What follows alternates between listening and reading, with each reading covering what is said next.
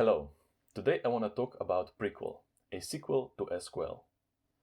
Even though SQL is an old language that stood the test of time, it leaves a lot to be desired. This may not be noticeable with short transactional queries, but it gets obvious when composing anything heavier. Let me show you an example. I'll be using Chinook sample database that contains data from a music store. Our task is to find top 10 albums by revenue generated. For an album, we need to include all tracks and all of its sales. For that, we're going to need these tables. I'll first solve the task with SQL and then show you why I think PRQL does it better. Let's start by selecting all invoice lines. Instead of returning quantity and unit price, we can compute revenue. Before joining with other tables, let's first aggregate revenue by tracks. Note that along adding a group clause, we need to jump back and modify the select clause. Now we can join with tracks. But because we have already used group, we need a new query and nest previous one as a subquery.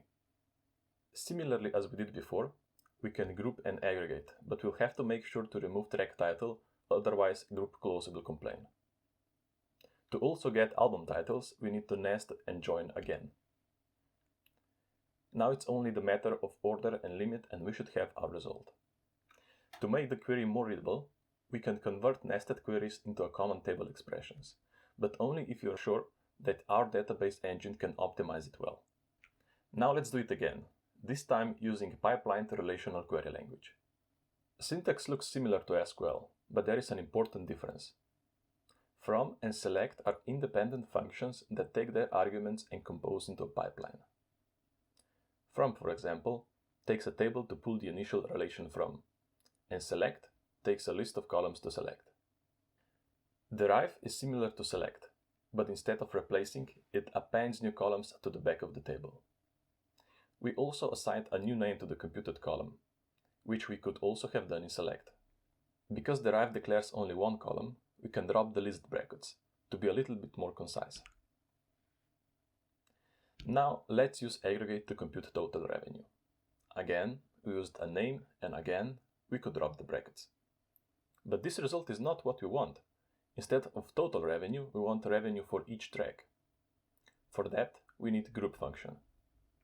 This one is quite different from its SQL counterpart. It takes two arguments. The first is list of the columns to group by, in this case track ID, and the second is a pipeline to be applied to each of the groups. The result of these two functions is a relation that has all the group columns followed by all the aggregate columns. Now we're ready to join. Join takes two arguments. The first is the table to join with, and the second is join condition. Note that comparison operator in PRQL uses double equal sign like most conventional languages. In our case, the condition compares columns with the same name, which means we can use special syntactic sugar, self-equality operator.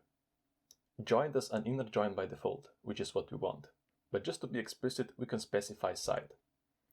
Side is a named argument which does not care about the order, so it could be placed before the table or after the join condition. Now let's group, aggregate and join again. Sort uses minus sign to sort rows descendingly, and unfortunately we do need brackets here, so minus does not get interpreted as a binary operation. It's a good practice to also add select at the end of your query, because PRQL does not always have an explicit list of columns that will be returned. There's a few things I want to point out. This is all one pipeline. You could cut it after any function and it would still produce a valid relation. This makes it easy to explore, adapt and reuse your queries. Another thing is that PRQL removes a lot of paper cuts that SQL has. For example, the flow of the query is always top to bottom, and when grouping, you don't need to remove columns from previous select function. You may think that this adds a lot of unneeded table scans, for example, when we select invoice ID at the beginning of the pipeline. But let's inspect what happens under the hood. PRQL compiler currently targets SQL with possibility of adjusting the output dialect. This means that it can be used with any SQL database and that we can inspect what it does with more familiar SQL. Okay, so first we can see that there are two CTEs, just as what we wrote before. The compiler will try to minimize the amount of CTEs produced, while making sure that the result is what you actually requested. Then there is no mention of invoice ID. Because of clear language semantics, compiler can infer column lineage and determine that some columns are not needed to compute the final result.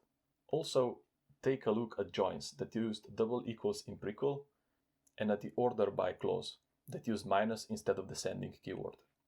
Come and check out PRQL at our website with an online compiler playground or a book with more examples. Because we strive to integrate PRQL with as many databases and tools, we built it as an open source and free gift to all the people dealing with data.